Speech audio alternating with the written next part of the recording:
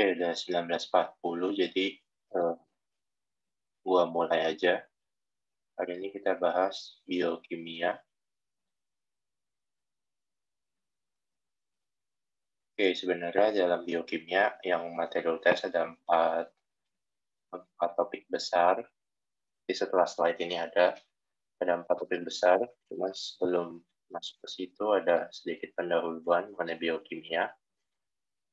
Jadi biokimia ini merupakan ilmu dasar yang mempelajari mengenai reaksi biochemical atau biokimia yang ada dalam makhluk hidup. Nah, makhluk hidup kan ada 3, ada manusia, hewan, sama tumbuhan. Nah, biokimia ini mempelajari mengenai reaksi kimia di manusia. Nah, manusia ini kan juga memiliki struktur yang kompleks, terdiri atas berbagai macam kompartemen. Ada yang tersusun atas molekul organik, dan ada juga yang tersusun atas molekul anorganik. Nah, semuanya itu akan tergabung dalam struktur besar yang disebut sebagai biopolimer. Nah, biopolimer itu ada 4 yang paling utama, ada karbohidrat, protein, lemak, dan asam nukleat. Lalu biokimia itu merupakan aplikasi dari ilmu kimia untuk mempelajari berbagai proses biologis. Dan dalam ilmu kesehatan itu bisa dipakai juga sebagai ilmu dasar dalam proses diagnosis atau kuratif atau terapi penyakit. Misalnya penyakit metabolik seperti diabetes itu memakai prinsip-prinsip dari biokimia. Lalu juga pemeriksaan darah di laboratorium itu juga memakai prinsip-prinsip dasar dari aspek biokimia. Ada tiga kategori besar yang akan dibahas dalam biokimia ini. Pertama ada biopolimer. Biopolimer sendiri ada 4 bagian, ada karbohidrat, ada protein, ada lemak, ada asam nukleat. Lalu yang kedua kita bahas juga mengenai enzim dan energetika. Itu nanti membahas mengenai cara kerja enzim, lalu membahas juga dari sisi fisika atau dari termodinamika. Lalu yang terakhir kita belajar juga mengenai reaksi redoks dan aplikasinya, yaitu dalam bentuk rantai pernafasan. Oke, langsung aja. Yang pertama kita akan bahas mengenai biopolimer. Biopolimer tadi sudah disebut ada 4, ada karbohidrat, ada protein, ada lemak, dan ada asam nukleat. Yang ini kita akan bahas mengenai karbohidrat. Nah, karbohidrat itu kalau kita telusuri dari asal-usul kata, itu terdiri atas kata karbo dan kata hidrat. Karbo itu artinya karbon, atom C, dan hidrat itu artinya air, H2O. Maka dari pengertian itu kita bisa susun bahwa karbohidrat merupakan molekul-molekul atau senyawa-senyawa yang memiliki struktur berupa CnH2ON, seperti yang ada di slide. CnH2ON. Dengan nilai N paling kecil adalah 3. Harus lebih besar daripada 3. Nah, sedangkan kata sakarida seperti monosakarid, disakarid, oligosakarid, kata sakarida itu merujuk kepada bahasa Yunani yang artinya sesuatu yang bersifat manis rasanya. Nah, karbohidrat ini kita bisa bagi-bagi berdasarkan beberapa aspek. Yang pertama kita bisa melihat pembagian karbohidrat dari aspek kuantitas molekul, itu jumlahnya. Kuantitas itu merujuk pada jumlah molekul. Lalu yang kedua kita bisa melihat dari gugus fungsinya atau gugus fungsional. Lalu ada berdasarkan struktur molekulnya seperti apa. Dan yang terakhir kita bisa melihat dari aspek stereoisomer dan konformasi molekular. Nah, yang pertama mengenai aspek kuantitas molekul itu sudah ada seperti gambar di slide yang sebelah kanan. bahwa secara kuantitas karbohidrat dapat dibagi menjadi sebenarnya ada yang mengatakan 3 golongan, ada yang mengatakan 4 golongan. Tapi pada dasarnya bahwa karbohidrat dapat dibagi menjadi monosakarid, disakarida, ada juga yang menggabungkan antara oligo dan disakarida, tapi yang di bagian ini dipisah sama aja. Dan yang terakhir ada polisakarid. Nah, monosakarida, tadi sakarida merujuk pada molekul yang bersifat manis, dan mono itu artinya satu. Berarti dia hanya memiliki satu molekul saja. Contohnya seperti glukosa, galaktosa. Sedangkan berikutnya disakarida berarti punya dua molekul yang bersifat manis. Itu ada sukrosa, ada laktosa, dan maltosa. Lalu untuk oligo ini antara 2 sampai 10, bisa dibilang 3 sampai 10 molekul. Contohnya seperti rafinosa dan steviosa. Lalu untuk polisakarid itu merujuk pada jumlah 10 sampai ratusan atau ribuan molekul sakarida. Itu ada 3, ada selulosa, lalu yang kedua ada glikogen, dan yang ketiga ada pati. Nah, yang bisa dimetabolisme oleh manusia hanya pati dan glikogen, sedangkan selulosa hanya bisa dimetabolisme oleh hewan. Itu berdasarkan aspek kuantitas molekul. Lalu yang kedua, kita bisa melihat berdasarkan gugus fungsional bahwa karbohidrat dapat dinyatakan sebagai suatu senyawa polihidroksiketon atau polihidroksialdehid. Polihidroksi berarti poli itu banyak, hidroksi itu berarti gugus OH, berarti dalam molekul karbohidrat memiliki banyak sekali gugus-gugus yang bersifat hidroksil atau OH. Nah, di sini ada 2 gugus fungsional, yaitu bisa keton atau bisa aldehid.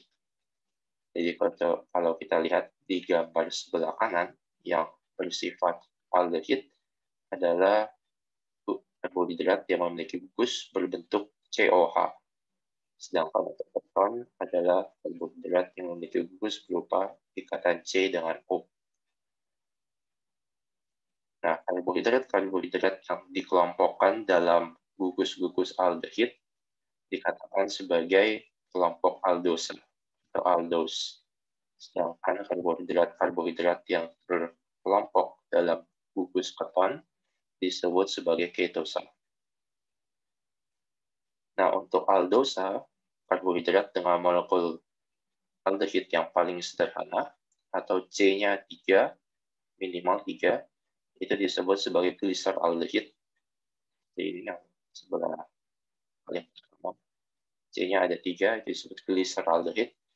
Sedangkan untuk ketosa atau yang memiliki gugus keton yang paling sederhana disebut sebagai dihidroksiaseton. Dihidroksi berarti dia hanya memiliki 2 gugus alkohol, ada 2 gugus hidroksi, dan 1 gugus fungsi yaitu keton, disebut sebagai aseton. Oke, itu kita meninjau dari gugus fungsional. Lalu yang berikutnya kita bisa melihat juga pembagian karbohidrat berdasarkan struktur molekular. Nah, struktur molekular ini ada beberapa aspek juga yang bisa kita lihat. Yang pertama dari bentuknya secara 3 dimensi. Yang pertama ada struktur yang disebut sebagai struktur Fischer. Yang kedua ada Howard, ini kurang T ya, Howard. Dan yang ketiga ada konformasi kursi. Yang disebut sebagai konformasi kursi. Nah, ketiganya ini menunjukkan bahwa karbohidrat itu merupakan senyawa yang bersifat 3 dimensi atau dapat dilihat dari berbagai sisi. Nah, untuk Fischer itu sendiri biasanya berbentuk seperti rantai lurus atau alifatik. Sedangkan Howard itu berbentuk seperti siklik atau tertutup.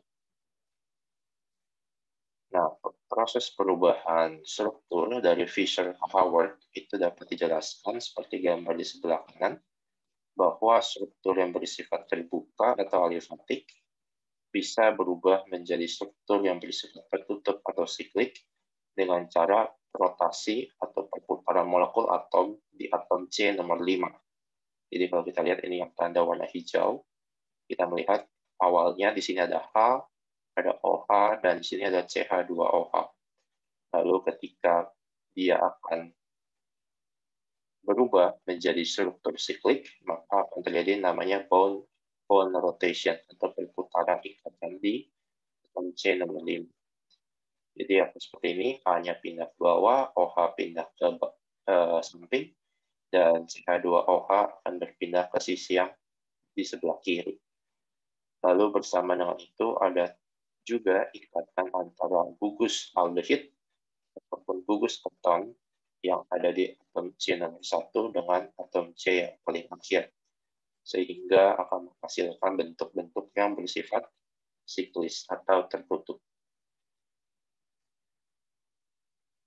Lalu juga karena tadi kita sudah menyebut bahwa karbohidrat terdiri atas dua gugus fungsi, yaitu aldosa dan ketosa, maka dalam bentuk siklik dapat dipresentasikan dalam dua bentuk, bahwa karbohidrat yang terkelompok ke dalam struktur ketosa atau keton itu cenderung memiliki cincin segi 5 atau disebut sebagai furanosa, sedangkan untuk aldehid atau karbohidrat yang terkelompok dalam gugus aldehid atau aldosa memiliki cincin yang bersifat segi 6, disebut sebagai piranosa.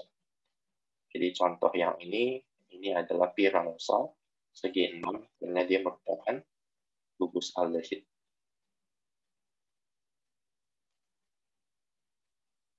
Oke, berikutnya kita melihat dari stereoisomer dan konformasi molekuler. Nah, sebelum masuk ke sana, kita harus tahu dulu apa yang disebut dengan stereoisomer. Mungkin kalau kata isomer itu sudah familiar, karena di kimia organik sering disebut sebagai isomer. Jadi isomer itu adalah, iso itu artinya bagian, iso itu artinya ada yang sama, sesuatu yang sama, dan mer itu artinya adalah bagian. Jadi isomer itu adalah sesuatu atau bagian tertentu dari molekul yang strukturnya sama dengan molekul yang lain. Nah, dengan adanya tambahan kata stereo itu merujuk kepada struktur 3 dimensi. Nah, sehingga stereoisomer dapat dikatakan bahwa dua molekul yang mirip strukturnya, struktur kimianya mirip, layaknya seseorang yang bercermin. Jadi misalnya dapat kita analogikan kalau kita sedang bercermin, kita dapat melihat diri kita di cermin tersebut sebagai bayangan. Misalnya kita mengangkat tangan kanan kita di tubuh yang asli, maka di cermin itu akan terlihat bahwa tangan kanan kita adalah tangan kiri. Kalau kita melihat dari sudut pandang cermin, tangan kita adalah tangan kiri, dan tangan kiri kita adalah tangan kanan. Jadi itu seperti stereoisomer itu seperti itu, seperti seseorang yang sedang bercermin. Nah, lebih jelasnya misalkan kita punya dua molekul glukosa. Jadi kalau kita lihat OH yang sebelah sini itu ada di sebelah kanan, sedangkan yang di satunya lagi, yang di sebelahnya itu ada di sebelah kiri. Dan seterusnya, ini semua saling bercermin. Nah, untuk menjelaskan stereoisomer, itu ada dua konformasi atau dua penamaan yang dapat digunakan. Yang pertama adalah sistem konformasi sementara, yang disebut dengan sistem DL. Itu adalah D untuk dextra, dan L untuk LeVo atau leva. Dan yang kedua adalah sistem CIP, Kans Ingot Prolog. Itu adalah sistem konformasi absolut. Disebut juga sebagai sistem RS. R itu untuk rectus, dan S itu untuk sinister. Nah, yang dimaksud dengan D, yang pertama kita akan bahas DL. D atau L, dextra dan levo. Dextra itu artinya adalah kanan, dan levo itu artinya kiri. Nah, yang dimaksud dengan kiri dan kanan adalah molekul hidroksi pada atom C nomor 5, atau atom C akhir dari setiap gugus atau molekul karbohidrat. Jadi dalam glukosa itu kan C-nya ada 6, kita melihat satu atom C sebelum C paling akhir, jadi itu adalah C nomor 5. Kalau misalkan tadi glyceraldehyde, karena C-nya ada 3, maka kita akan melihat atom C nomor 2 sebagai molekul yang kita ukur untuk menunjukkan apakah dia D atau L. Tapi ini contohnya adalah glukosa, maka kita melihat atom C nomor 5. Nah, kita ingin melihat bahwa atom C nomor 5 gugus OH ada di sebelah kanan. Maka sesuai dengan yang tadi, bahwa dextra menunjukkan kanan, maka senyawa ini bisa kita namakan sebagai D-glukosa. D itu maksudnya dextra glukosa, artinya senyawa atau gugus hidroksil di atom C nomor 5 ada di sebelah kanan. Nah, sedangkan yang satunya, strukturnya, bahwa molekul hidroksi ada di sebelah kiri. Kita bisa sebut itu sebagai L atau levoglukosa. Nah, yang kedua, sistem R dan S. Sistem R dan S ini atau CIP itu lebih sering digunakan untuk karbohidrat yang berstruktur siklik atau Haworth. Sedangkan untuk yang sistem D dan L tadi cenderung dipakai untuk sistem atau konformasi bentuk Fischer seperti rantai terbuka ini alifati. Nah, sistem RS misalnya dalam struktur yang ini, yang atas dan yang bawah. Nah, di sini dia pakai masih tetap D sebenarnya. Nah, D ini bisa kita ganti sebagai R. Jadi D itu kan dextra, artinya kanan. R itu artinya rectus, juga sama-sama kanan artinya. Berputar ke kanan, atau artinya searah dengan jarum jam. Sedangkan kalau sinister itu berputar ke kiri, artinya berlawanan dengan jarum jam. Nah, jadi D di sini bisa kita ganti sebagai R, dan L di sini bisa kita ganti sebagai S. Nah, yang berikutnya, yang kita harus ingat juga bahwa dalam struktur tertutup, atau siklik, atau Haworth, kadang ada molekul OH yang berada di atas dan yang berada di bawah. Yang berada di atas itu disebut sebagai gugus beta, jadi disebut sebagai beta glukosa, dan ketika OH-nya berada di bawah, di atom C nomor 1, maka itu disebut sebagai gugus alfa. Oke, itu dari aspek stereoisomer dan konformasi.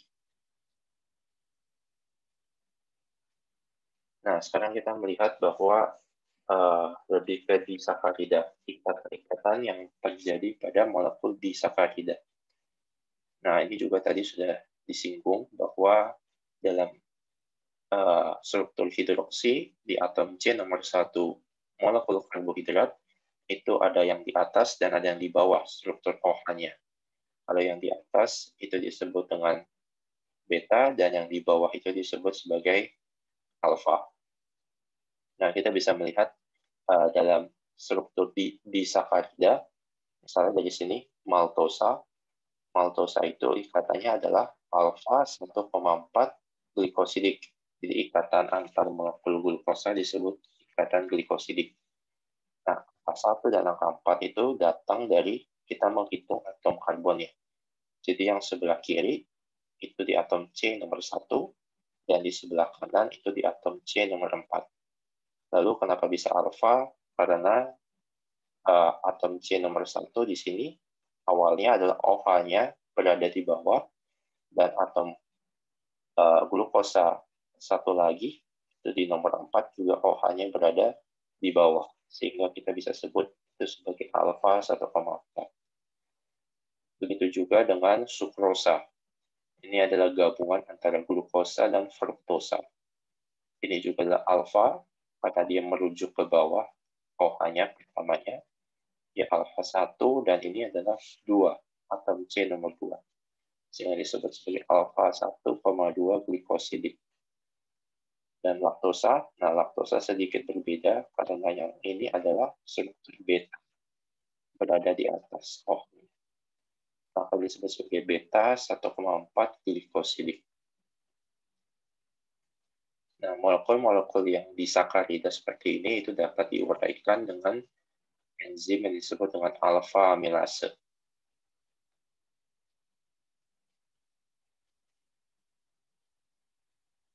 Nah, ini yang berikutnya adalah karbohidrat yang berstruktur lebih kompleks, lebih ke polisakarida. Nah, polisakarida yang dikenal itu ada amilum dan glikogen untuk manusia, karena selulosa tidak bisa diuraikan oleh manusia, hanya oleh hewan. Nah, amilum itu terdiri atas dua gugus, ada amilosa dan amilopektin. Nah, bedanya adalah kalau amilosa itu struktur ikatan antar molekul karbohidrat atau molekul glukosa itu adalah alfa 1,4 glikosidik saja.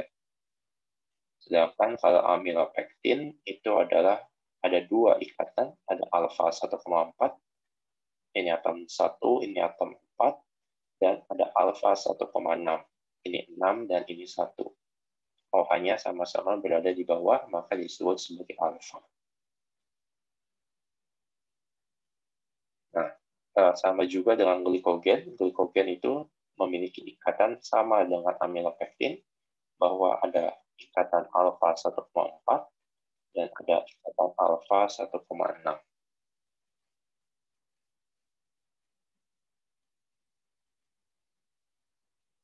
Nah, lalu yang berikutnya kita membahas juga bahwa ternyata molekul karbohidrat dapat mengalami pergantian-pergantian gugus pada atom C ujung atau atom C perifer dengan gugus-gugus lain sehingga menghasilkan senyawa-senyawa baru atau senyawa-senyawa lain. Nah, senyawa-senyawa baru yang memiliki struktur utama karbohidrat tetapi sebenarnya bukan karbohidrat itu disebut sebagai glikosaminoglikan. Gliko ini artinya menunjuk kepada glukosa, bahwa dia memiliki struktur yang mirip dengan glukosa, lalu ada tambahan gugus amino. Glikan ini menunjukkan bahwa ikatan antar glukosa dengan glukosa yang lain itu bersifat kompleks. Jadi kita bisa artikan bahwa glikosaminoglikan merupakan turunan dari karbohidrat, mengalami pergantian gugus samping sehingga terbentuk molekul baru dengan fungsi yang baru. Nah, ada 3 macam glikosaminoglikan yang dapat kita lihat. Yang pertama adalah asam hyaluronat. Asam hyaluronat ini kalau dilihat dari tata nama, ada kata asam dan ada tambahan di belakang. Berarti ini merujuk kepada sesuatu yang bersifat karboksil atau karboksilat. Nah, penyusunnya ada 2 monomer, ada glukuronat atau asam glukuronat dan asetil glukosamid. Nah, asam hyaluronat ini biasanya banyak dipakai untuk produk-produk kecantikan sebagai pelembab wajah. Lalu yang kedua ada heparin. Heparin itu terdiri atas glukosamin sulfat, dan ada juga glukuronasulfat. Nah, ini glukosamin sulfat dan ini glukuronat sulfat. Masing-masing punya molekul sulfat di dalamnya. Nah, heparin ini biasa digunakan untuk terapi antikoagulan untuk sebagai pengencer darah. Lalu berikutnya ada kondroitin. Kondroitin terdiri atas glukuronat dan asetil galaktosamin sulfat. Kondroitin biasanya juga dipakai untuk pengobatan sendi bersama dengan glukosamin. Itu biasanya banyak di vitamin-vitamin untuk sendi. Oke, itu untuk karbohidrat. Sekarang kita ke lipid atau lemak. Nah, lipid kita bisa katakan sebagai substansi esensial kedua setelah karbohidrat. Karbohidrat itu kan sebenarnya adalah sumber energi utama. Jika tidak ada karbohidrat, maka lipid akan digunakan sebagai pilihan kedua. Nah, lipid itu bisa kita artikan sebagai senyawa yang tidak larut air atau hidrofob, tapi mudah larut dalam pelarut organik. Nah, fungsinya ada beberapa macam. Yang pertama sebagai molekul signaling, itu adalah DAG atau diacylglycerol. Cadangan energi itu triacylglycerol, dan triglycerida. Untuk hormon, ada vitamin, vitaminnya yang larut dalam lemak, vitamin A, D, E, K, dan penyusun asam empedu untuk solubilisasi lemak. Nah, lemak bisa kita kategorikan menjadi 3, ada lipid sederhana, ada lemak majemuk, dan lemak turunan atau derivat. Nah, ini struktur dari trigliserid, itu ada campuran antara gliserol dengan 3 molekul asam lemak menghasilkan suatu molekul trigliserida dengan hasil samping berupa air. Ini lebih jelas. Ini adalah gliserolnya, lalu ada asam lemak.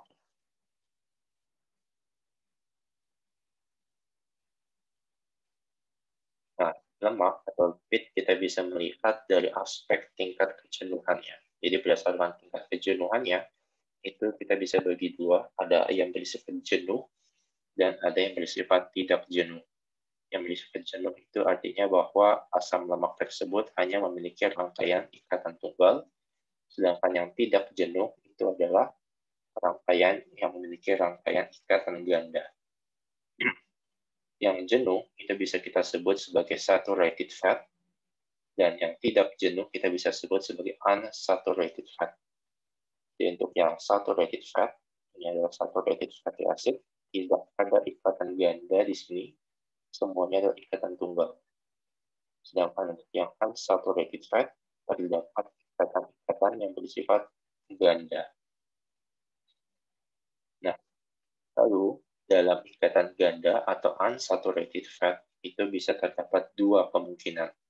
Ada yang bersifat cis, ikatan ganda cis, dan ada juga yang bersifat trans, ikatan ganda yang berupa trans. Jadi kalau kita ingat kembali di kimia organik bahwa ikatan cis adalah ikatan yang atom-atomnya sejajar, sedangkan ikatan trans adalah ikatan yang atom-atomnya berseberangan.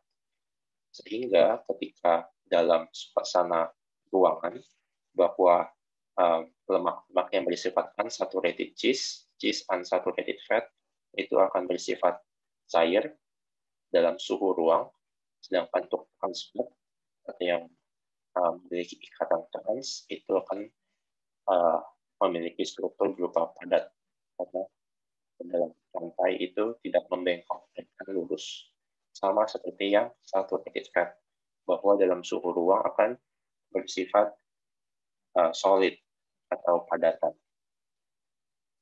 Nah, yang baik untuk dikonsumsi itu adalah lemak-lemak yang bersifat cis unsaturated fat dibandingkan dengan trans unsaturated fat. Karena yang trans unsaturated fat ini sifatnya hampir mirip dengan yang saturated fat, bahwa akan menimbulkan ketegangan antar molekul di membran sel. Jadi membran sel kita itu kan terdiri atas molekul-molekul lemak atau molekul-molekul yang bersifat trigliserid ini. Nah, ketika dimasukkan dengan molekul-molekul yang bersifat lurus, yang rantai lurus seperti ini, akan terjadi penempelan molekul yang sangat ketat sehingga tidak dapat bergerak. Sedangkan kalau yang bersifat bengkok seperti ini akan ada celah di antara molekul sehingga fluiditas dari membran sel lebih baik.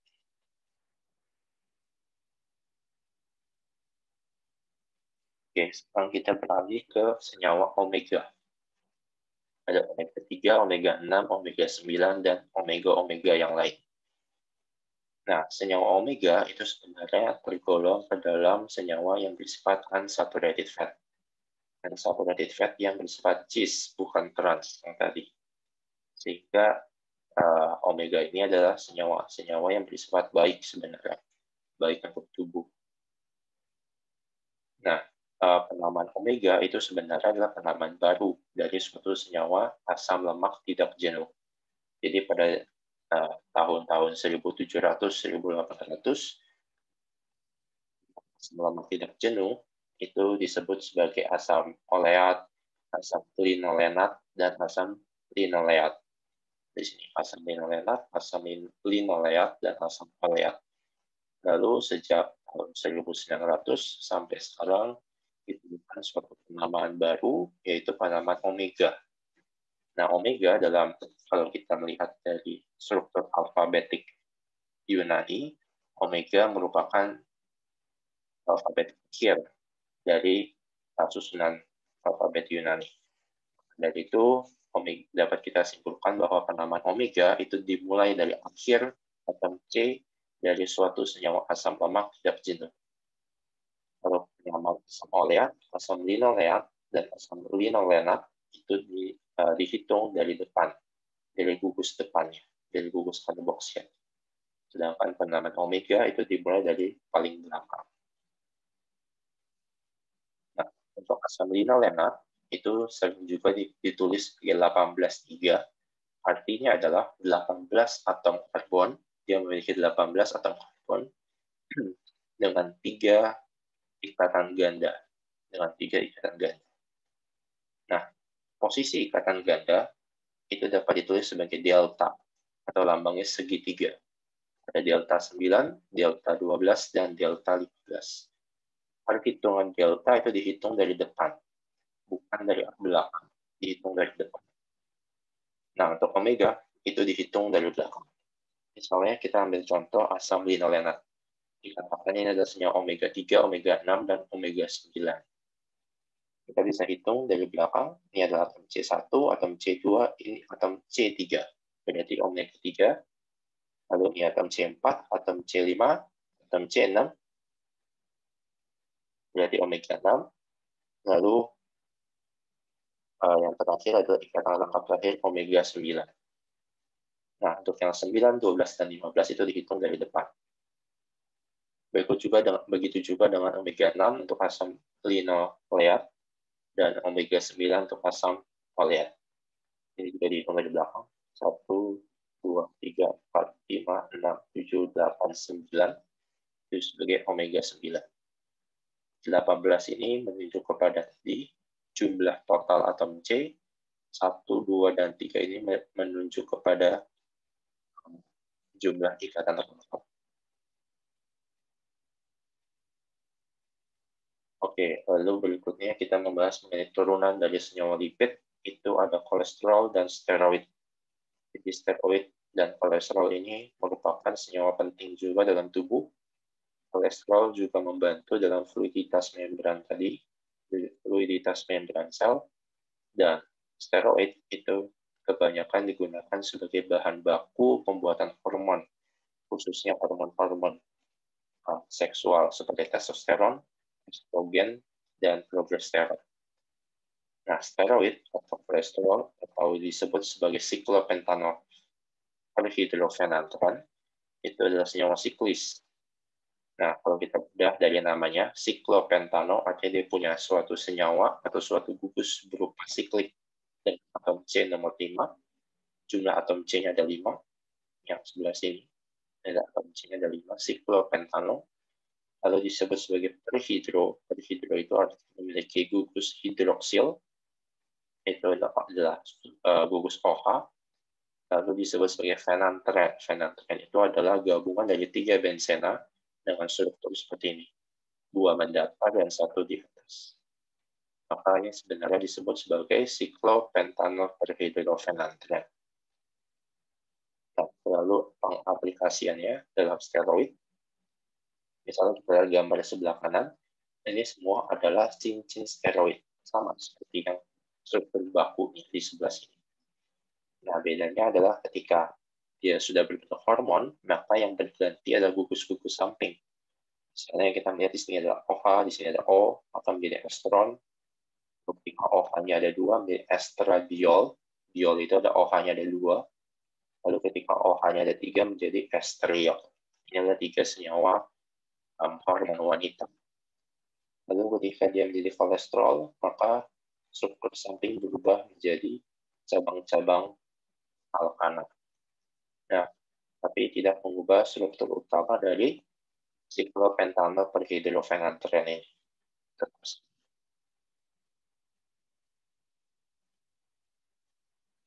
Oke, itu lipid. Sekarang kita ke protein. Protein itu senyawa esensial ketiga yang dapat digunakan juga sebagai sumber energi selain tadi karbohidrat dan lemak. Nah, tapi protein kebanyakan digunakan sebagai pembentukan enzim dan juga hormon. Jadi sebagai fungsi dasar di sini ada pembentukan antibodi, ada pembentukan imunoglobin atau Ig, IgG, dan IgM. Lalu yang berikutnya ada pembentukan enzim. Ada enzim amilase, enzim protease, dan yang lain-lain. Nah, protein itu merupakan molekul kompleks atau biopolimer. Sehingga struktur utamanya atau monomernya disebut sebagai asam amino. Ada 20 jenis, terbagi atas 2 kelompok, 10 esensial dan 10 non-esensial. Nah, penghubung antara asam amino yang satu dengan asam amino yang lain dihubungkan dengan ikatan peptida. Nah, protein dapat dibagi dua, ada protein sederhana dan protein konjugasi. Protein konjugasi adalah protein yang sudah bergabung dengan struktur atau molekul-molekul yang bersifat non-protein. Nah, ini ada struktur utama asam amino. Ini ada amina, ada grup amina, ada rantai samping, ada karboksilat. Ini daftar esensial, ada 10, dan non-esensial juga ada 10.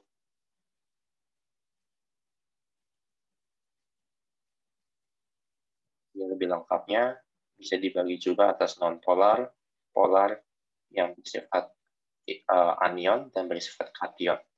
Jadi misalnya non-polar ada glisin, alanin, valin, sistein, dan yang lain. Polar ada serin, threonin, tirosin, aspargin, glutamin. Lalu untuk yang anionik ada aspartat, aspartik, asam aspartat, asam glutamat. Untuk yang ion ada lisin, arginin, dan histidin. Nah, ini merupakan gambaran dari ikatan peptida. Ikatan antaranya ada CO dengan ikatan aminanya, gugus karboksil dengan ikatan amina, dengan membuang satu gugus hidroksil dan satu atom hidrogen, sehingga menghasilkan air.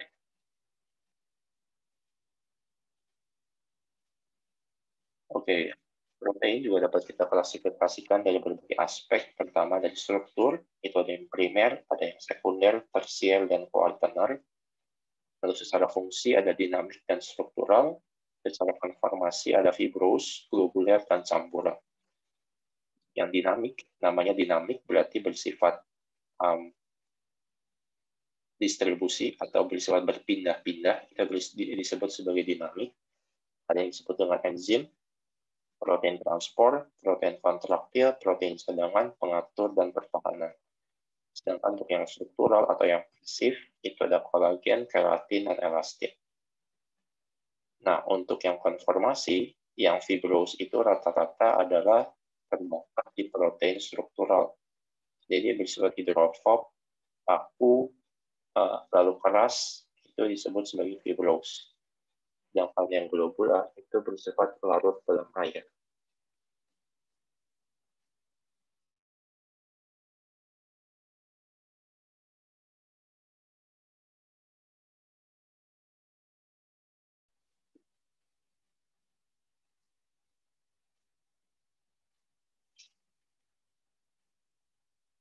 Lalu berikutnya, protein ini merupakan senyawa yang mudah rusak terhadap perubahan suhu, disebut sebagai denaturasi. Nah, denaturasi dapat bersifat reversible atau irreversible. Nah, sebab-sebab denaturasi bisa karena suhu, pH, sentrifugasi, ada pemusingan, penggerusan, radiasi ultraviolet, dan gelombang ultrasonik. Nah, denaturasi ini dapat berpengaruh pada struktur protein sendiri, misalnya yang tadi menjadi yang tidak terlihat, berperan juga dalam pengaruh aktivasi protein dan sifat fisika, seperti kekentalan atau viskositas dan kelarutan. Oke, itu untuk protein. Sekarang asam nukleat. Nah, asam nukleat ini merupakan molekul yang atau bertanggung jawab dalam proses genetika makhluk hidup, terutama manusia. Nah, asam nukleat ini dapat kita bagi menjadi dua, ada DNA atau deoxynucleic acid dan RNA atau ribonucleic acid. Nah, DNA itu lebih berperan sebagai pembawa pesan genetika, itu akan transkripsi DNA, lalu yang RNA itu akan mengalami proses lebih berperan dalam sintesis protein, nanti di ribosom dan retikulum endoplasma. Sedangkan DNA lebih berada di intisa. Nah, baik DNA maupun RNA itu tersusun atas subunit atau unit-unit yang disebut sebagai nukleotida. Nah, nukleotida itu ada beberapa elemen di dalamnya. Salah satunya adalah basa nitrogen. Nah, basa nitrogen ada dua kelompok, ada basa nitrogen purin dan basa nitrogen pirimidin.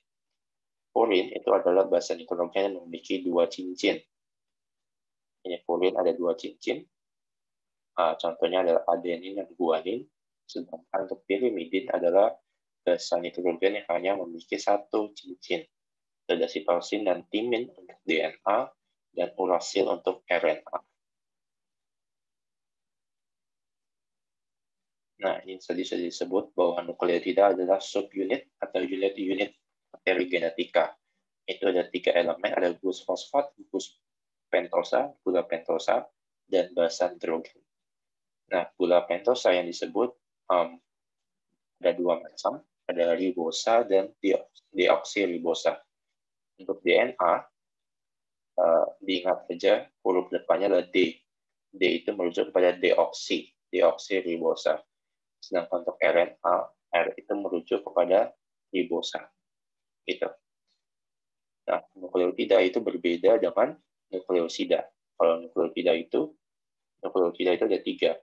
Ada basa nitrogen, ada gulanya, baik ribosa maupun deoksiribosa, dan terakhir ada fosfat. Nah, untuk nukleosida itu hanya ada basa nitrogen dan gugus gulanya atau ribosa. Nah, lalu ikatan-ikatan yang dapat terjadi pada DNA maupun RNA tidak ada ikatannya, karena rantainya tunggal atau rantaian tunggal. Sedangkan DNA adalah double helix atau berpirit. Nah, dalam DNA itu ada 2 ikatan, ada ikatan antar basa nitrogen dan ikatan antar nukleotida. Ikatan antar nukleotida dapat kita sebut sebagai ikatan fosfodiester. Itu adalah ikatan antara terutama gulanya, baik ribosa, dalam hal ini DNA berarti deoksiribosa, dengan gugus fosfat di nukleotida yang lain. Sedangkan untuk ikatan antar basa nitrogen disebut sebagai ikatan hidrogen. Jadi untuk adenin dan untuk timin atau urasil yang berhubungan dengan adenin itu mengalami 2 ikatan hidrogen, dan sitosin yang berpasangan dengan guanin akan mengalami 3 ikatan hidrogen.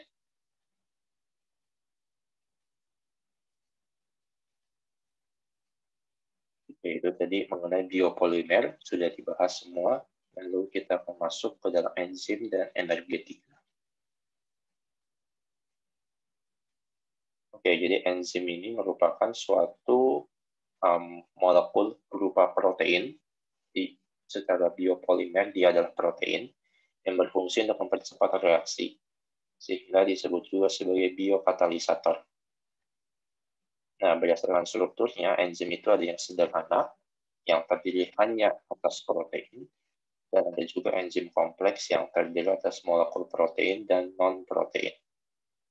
Jadi dapat dia dibagi, ini adalah simple atau hanya protein, dan kompleks atau ada yang bersifat protein, yang disebut sebagai apoenzim, dan yang non-protein disebut sebagai kofaktor. Nah, kofaktor itu ada 2 kategori, ada kategori prostetik dan kategori koenzim. Nah, kategori prostetik itu contohnya seperti biotin, molibdeterin, itu adalah ikatannya kuat dengan si apoenzim. Biasanya berupa molekul yang bersifat inorganik dan kecil. Sedangkan koenzim itu biasa molekul lebih besar dan ikatannya cenderung lebih lemah. Contohnya seperti vitamin B. Itu untuk pembagian enzim. Nah, enzim itu terdapat dalam dua lokasi, ada yang enzim intraselular atau di dalam sel, dan ekstraselular atau di luar sel. Intraselular misalnya untuk enzim-enzim GLT, GOT, sekarang disebut sebagai ALT dan AST, lalu enzim-enzim glikolisis, enzim-enzim di siklus Krebs, dan tempat-tempat lain yang ada di dalam sel disebut sebagai enzim intraselular. Sedangkan yang ekstraselular itu di luar sel, ada amilase, pepsin, renin, dan yang lain. Nah, untuk pengulangan enzim sendiri itu berdasarkan IUPMB, ada 6 kelas pembagian. Ada oksidoredukase untuk golongan 1, transferase golongan 2, hidrolase golongan 3, liase golongan 4, isomerase golongan 5, dan ligase golongan 6. Nah, biasanya dalam proses nomenklatur atau tata nama enzim itu ada 4 digit. Digit pertama ini yang 1 sampai 6. Digit pertama itu adalah famili oksidoredukase, famili transferase, dan famili yang lain. Nah, digit kedua dan 3 itu subkelasnya. Jadi misalkan oksidoreduktase, nanti subkelasnya ada yang reduktase gugus metil, reduktase gugus yang lain, itu ada subkelasnya.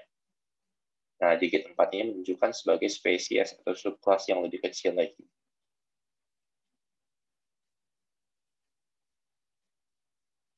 Nah, sekarang kita masuk kepada reaksi-reaksi yang ada dalam enzim.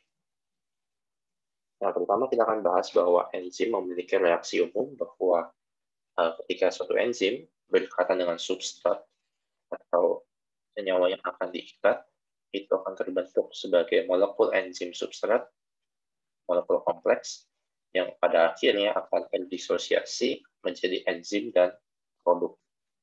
Itu adalah reaksi umumnya. Nah, enzim ini dapat dipengaruhi oleh beberapa faktor, misalnya seperti suhu, pH, konsentrasi enzim, konsentrasi substrat, inhibitor, dan aktivator. Jadi enzim karena protein sangat sensitif terhadap suhu dan pH. Suhu dia bisa mengalami denaturasi kalau terlalu panas. pH juga demikian, terlalu asam, terlalu basah, maka aktivitasnya tidak menjadi optimal. Nah, enzim itu memiliki spesifisitas atau spesifik pada aspek tertentu. Yang pertama ada spesifik absolut, bahwa artinya enzim tersebut 100% hanya bisa diikat atau hanya bisa mengikat substrat tertentu yang sifatnya terbatas. Yang kedua adalah spesifik gugus, misalnya ada enzim yang hanya spesifik untuk gugus metil, atau spesifik hanya untuk gugus hidroksil, atau spesifik untuk gugus-gugus yang lain. Lalu yang ketiga ada spesifik stereoisomer, misalnya ini lebih ke molekul ruang, molekul 3 dimensi. Lalu yang terakhir adalah spesifik terhadap ikatan tertentu, misalnya spesifik ikatan hidrogen, spesifik ikatan kovalen, dan yang lain-lain. Nah, kita akan membahas berikutnya mengenai inhibitor. Nah, sebelum membahas itu, kita akan melihat dulu teori-teori yang ada dalam menjelaskan mekanisme kerja enzim. Yang pertama adalah teori induced fit, itu menyatakan bahwa enzim merupakan molekul yang non-spesifik. Artinya, substrat bahwa enzim akan menyesuaikan diri dengan bentuk substrat. Jadi, enzim itu sifatnya labil, dapat berubah-ubah. Sedangkan untuk teori lock and key, bahwa enzim adalah molekul yang sangat spesifik, bagaikan kunci dan gembok. Jadi, enzim hanya bisa mengikat substrat tertentu yang cocok, yang pas dengan sisi aktivasi. Nah, dalam proses kerjanya, enzim itu dapat dihambat oleh yang disebut inhibitor, molekul-molekul yang disebut sebagai inhibitor. Nah, inhibitor itu ada sebenarnya dibagi ada dua kelas besar. Ada yang disebut reversible, inhibitor reversible, dan irreversible. Nah, yang reversible itu ada 3, ada kompetitif, non-kompetitif, dan unkompetitif. Dan sedangkan yang satu lagi adalah irreversible, artinya tidak dapat kembali. Nah, untuk yang kompetitif, ini yang atas, bahwa inhibitor itu akan mengikat berkompetisi, inhibitor akan berkompetisi dengan substrat di tempat yang sama atau di sisi aktif. Jadi, bayangkan enzim adalah suatu tempat, suatu wadah, punya satu sisi aktif, maka inhibitor dan substrat berkompetisi bersama untuk terikat pada sisi aktif tersebut. Enzim inhibitor bersifat kompetitif, enzim dapat menjadi enzim inhibitor kompleks atau menjadi enzim substrat kompleks yang seperti seharusnya. Keduanya bersifat reversible, jadi bisa bolak-balik. Lalu untuk yang non-kompetitif itu ada di gambar kedua yang sebelah sini, bahwa inhibitor tipe ini tidak mengikat pada sisi aktif. Jadi enzim itu istilah rumah punya pintu depan, punya pagar depan, dan pintu belakang. Nah, untuk yang non-kompetitif, itu inhibitor akan memasuki lewat pintu belakang, tidak lewat pintu depan seperti yang kompetitif. Nah, sehingga pintu belakang dari enzim ini dinamakan sisi allosterik. Nah, jadi ketika si inhibitor yang bersifat non-kompetitif mengikat pada sisi allosterik atau pintu belakang, maka efektivitas atau kemampuan enzim untuk mengikat substrat menurun. Jadi ibarat maling, inhibitor non-kompetitif seperti maling lewat pintu belakang, lalu dikunci pintu depannya sehingga substratnya nggak bisa masuk. Gitu. Nah, dia bisa berikat di depan sini. Inhibitornya bisa berikat di enzim bebas, ini namanya. Kalau sisi allosterik menjadi kompleks enzim inhibitor, atau dia bisa mengikat juga jika enzimnya sudah mengikat kepada substrat. Inhibitornya baru masuk. Jadi, ESI. Nah, di sini membuktikan, diagram non-kompetitif ini membuktikan bahwa enzim itu sebenarnya memiliki sifat induced fit. Meskipun dia sudah dihambat oleh inhibitor, tapi dia masih bisa mengikat substrat. Nah, untuk yang terakhir, itu adalah unkompetitif, hanya berbeda sedikit dari yang non-kompetitif. Kalau non-kompetitif itu, dia mengikat pada satu jalur, hanya di enzim. Ketika enzim sudah mengikat substrat, inhibitor baru masuk. Kalau yang non-kompetitif bisa dua jalur, bisa lewat depan, atau yang sudah terjadi kompleks.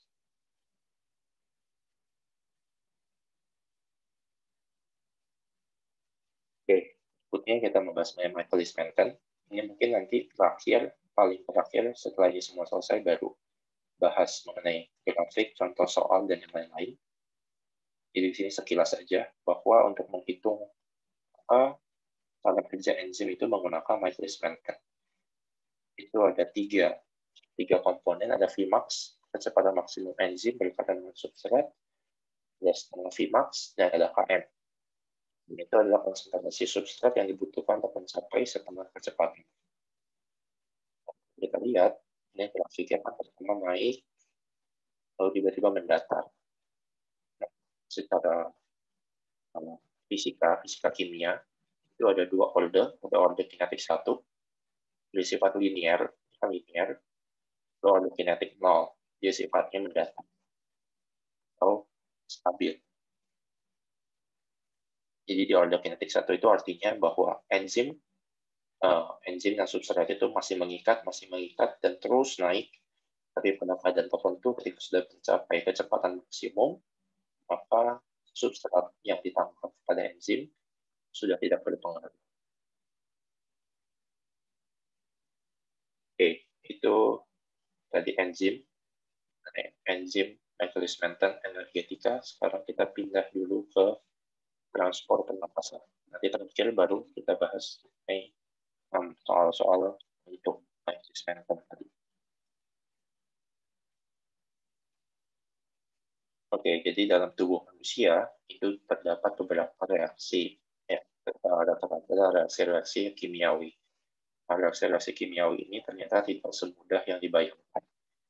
Ternyata dalam reaksi-reaksi tersebut ada namanya proses perpindahan elektron, perpindahan molekul-molekul yang bersifat negatif. Nah, selanjutnya itu dijelaskan sebagai reaksi redoks, bahwa dalam proses tubuh manusia itu, reaksi redoks berperan penting di dalamnya. Di reaksi redoks atau reaksi reduksi oksidasi itu adalah sebenarnya reaksi timbal balik. Karena reduksi itu menambah elektron dengan mengurangi oksigen, deoksigenasi, atau menambah hidrogenasi. Dan oksidasi itu kebalikannya, mengurangi elektron dengan oksigenasi, menambah oksigen, dan dehidrogenasi atau mengurangi hidrogen. Nah, untuk mencapai atau melangsungkan reaksi-reaksi tersebut, maka dibutuhkan enzim. Misalnya ada enzim oksidase, ada enzim reduktase, ada enzim hidropenoksidase. Nah, aplikasi dari reaksi-reaksi redoks itu dapat diterapkan dalam proses yang disebut sebagai rantai transport elektron, atau dalam bahasa Inggris disebut sebagai electron transport chain. Nah, electron transport chain ini adalah suatu proses akhir dari proses metabolisme kita untuk mencapai atau membentuk suatu energi. Ini adalah proses terakhir. Nah, jadi dalam proses electron transport chain ini itu terjadi reaksi-reaksi yang bersifat redoks. Jadi, kalau kita lihat secara gambar, ini kita bisa lihat yang tengah, yang putih ini adalah membrannya, membran mitokondria. Jadi pertama, transport chain ini terjadi di mitokondria, organel mitokondria. Ini ada membran mitokondria, lalu ini ada membran dalam, itu disebut sebagai matriks mitokondria, dan ini adalah membran luar, intermembran space. Nah, untuk melangsungkan electron transport chain ini, atau disebut sebagai oxidative phosphorylation, itu butuh 4 kompleks. Kita bilangnya sebagai 4 kompleks. Kompleks 1, kompleks 2, kompleks 3, dan kompleks 4. Serta ini yang satu disebut sebagai ATP sintase. Nah, oxidative phosphorylation itu kita bagi 2. Ada yang proses kompleks 1 sampai proses kompleks 4 itu disebut sebagai ETC ini, electron transport chain. Kompleks 1 sampai kompleks 4 itu disebut sebagai transport elektron. Dan proses yang terakhir, ATP sintase ini disebut sebagai kemioosmosis. Kemioosmosis. Keseluruhan semuanya disebut sebagai oxidative phosphorylation atau fosforilasi oksidatif. Oke, itu yang pertama. Nah, lalu kedua kita akan bahas satu-satu. Kita akan bahas transport elektronnya dulu. Tadi kan dibilang ada 4 kompleks. Kompleks 1, kompleks 2, kompleks 3, dan kompleks 4. Nah, untuk kompleks 1 itu membutuhkan yang namanya senyawa NADH. NADH itu didapat dari glikolisis, bisa juga didapat dari siklus Krebs. Itu 2 produsen utama dari si NADH. Kompleks 1 itu hanya bisa memetabolisme si NADH, atau hanya bisa mengkonversi si NADH. Nah, NADH itu bakal dikonversi menjadi NAD+. Lalu si NADH itu bakal mengirim si elektron ke kompleks 1. Elektronnya ditransfer ke kompleks 1 dari NADH. Nah, apa yang terjadi setelah ditransfer? Ternyata kompleks 1 setelah ditransfer sama elektron dari NADH menjadi aktif. Kompleks 1 menjadi aktif. Nah, setelah aktif, dia akan melakukan suatu aksi. Suatu aksi yang disebut sebagai memindahkan proton atau hidrogen dari matriks mitokondria ke intermembran space. Jadi, ada panah yang warna merah, H+ dari mitokondria matriks pindah ke intermembran space akibat proses aktivasi dari kompleks 1. Kompleks 1 bisa aktif karena ada elektron yang ditransfer dari NADH. Oke, itu ceritanya kayak gitu untuk kompleks 1. Nah, elektron yang ada di kompleks 1 itu akan dipindahin dari kompleks 1 ke kompleks 2. Akan dipindahkan ke kompleks 2. Oke, itu ditampung dulu di kompleks 2. Lalu, kompleks 2 sendiri itu akan mengikat FADH2. Lagi-lagi FADH2 itu didapat dari siklus Krebs. FADH2 diubah menjadi FAD+.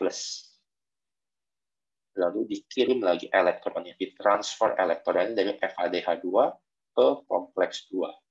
Elektronnya ditransfer ke kompleks 2. Jadi tadi ada elektron dari kompleks 1, ada elektron dari FADH2 di kompleks 2. Elektronnya sudah ngumpul di kompleks 2. Tapi kompleks 2 itu tidak aktif ketika ditransfer oleh elektron, dia nggak aktif seperti kompleks 1. Nah, maka kompleks 2 ini butuh bantuan dari disebut sebagai ubiquinon. Disebut sebagai ubiquinon. Dia butuh bantuan dari ubiquinon untuk mengaktifkan si kompleks 2.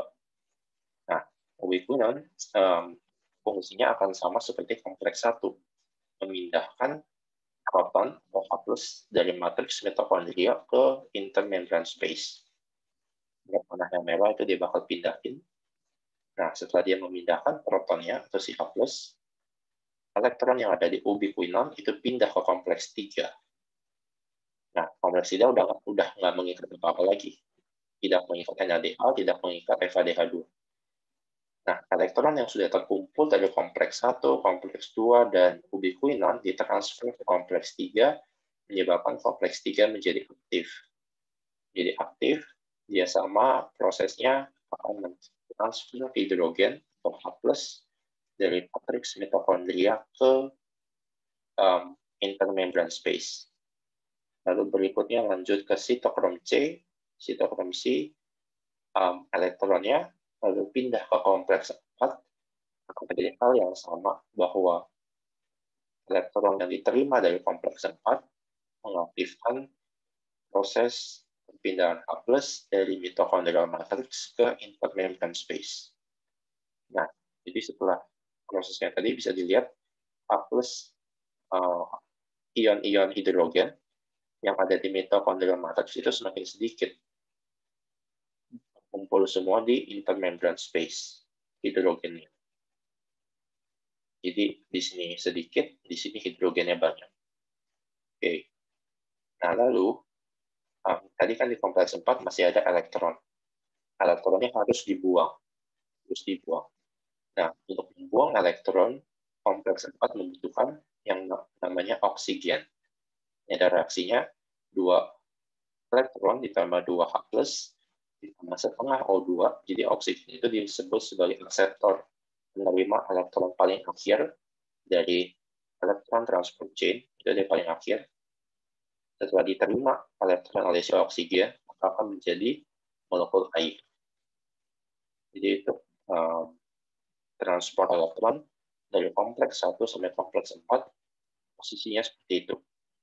Jadi tadi kompleks 1, konversi NADH jadi NAD+, transfer elektron ke kompleks 1, H+ pindah dari matriks ke dalam membran space. Begitu juga untuk kompleks 2, kompleks 3, dan kompleks 4. Nah, H+ sudah banyak di membran intermembran space, sedangkan H+ di matriks mitokondria sangat sedikit. Nah, ini akan digunakan sebagai keuntungan untuk kemioosmosis yang akan dilakukan oleh si ATP sintase. Kemioosmosis itu intinya adalah mengkonversi ADP menjadi ATP. ATP itu kan yang dibutuhkan energi dalam bentuk ATP. ADP itu adalah adenosin difosfat. Fosfatnya ada 2. ATP adenosin trifosfat. Fosfatnya ada 3. Berarti kita harus menambahkan 1 gugus fosfat ke dalam si ADP. Nah, fosfat itu kan molekul berenergi. Berarti untuk mengkonversi ADP menjadi ATP itu butuh suatu ion atau molekul yang bersifat positif sebagai energi. Ada energi listriknya. Seperti handphone, kalau sudah, ini kan ADP ini anggap aja sebagai baterai yang lemah, low bat, setelah dicas menjadi full, butuh listrik. Nah, listriknya ini dari si H+. Nah, H+ yang sudah banyak di intermembran space bakal masuk ke ATP sintase, mengalami chemiosmosis, turun sehingga mengkonversi ADP menjadi ATP. Itu untuk chemiosmosis. Nah, ini tadi keseluruhannya disebut sebagai fosforilasi oksidatif.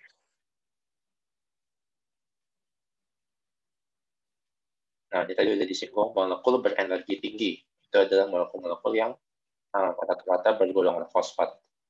Misalnya PEP. PEP itu fosfenol pirufat, ada karbomoil fosfat 1,3 BPG, ATP itu sendiri, sama kreatin fosfat.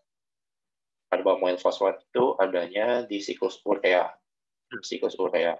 PEP itu adanya di glikolisis, 1,3 BPG juga di glikolisis, kreatin fosfat itu di otot. Nah, berikutnya ada juga yang berenergi tinggi tapi golongan non-fosfat seperti ada koenzim, ada sulfidril, adalah hasil karier protein atau ACP, dan adenosil metionin. Nah, yang tadi, siklus transport elektron itu ternyata bisa dihambat oleh yang namanya inhibitor.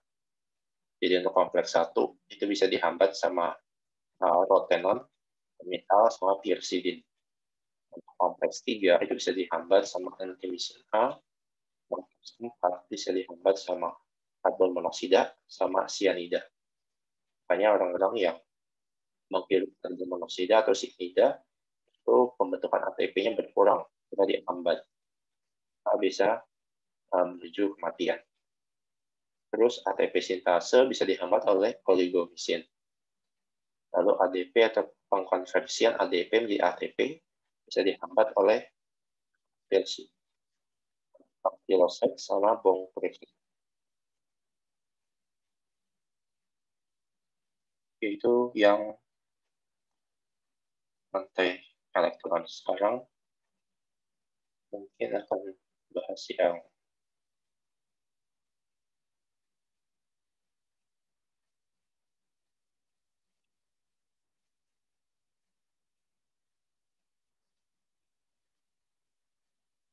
sedikit aja soal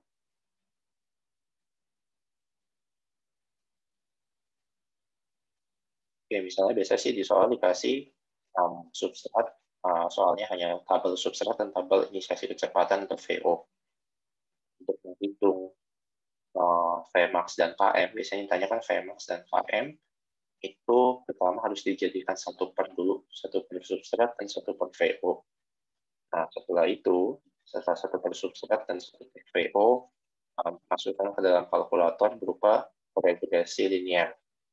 Nah, itu nanti cari ABR, ini cari ABR, lalu nanti bisa didapat nilai Vmax dan Km. Nah, kenapa harus dijadikan per VO dan per substrat? Karena dalam persamaannya kan Y sama BX plus A. Y itu adalah seper VO, B itulah Km per Vm, X itulah seper S, dan A itu seper Vm. Nah, semuanya dalam bentuk pecahan. Berarti, sedangkan disoalkan tidak dikasih tahu dalam bentuk pecahan. Ya, berarti harus kita konversi dulu jadi pecahannya dulu. Baru bisa dicari nilai ABR. Nah, itu kan nanti merepresentasikan si 1 per Vm, 1 per Vmax. Berarti untuk mencari Vmax, saya tinggal 1 per Vm.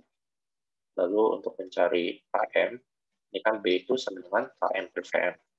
Jadi untuk mencari Km tinggal Vm-nya dikali sama nilai B. Itu.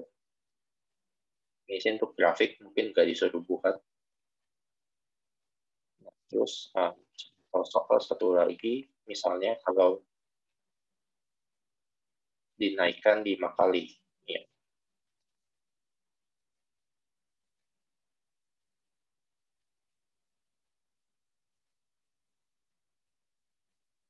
Nah, kalau dinaikkan 5 kali, itu ada dua cara. Bisa dinaikkan 5 kali di VO-nya sendiri, atau langsung di VO-nya dikali 5. Nanti baru dimasukkan ke regresi linear. Jadi bisa dapat nilai ABR, kayak tadi, nilai ABR dapat Vm, setara sama Km Vm kali B.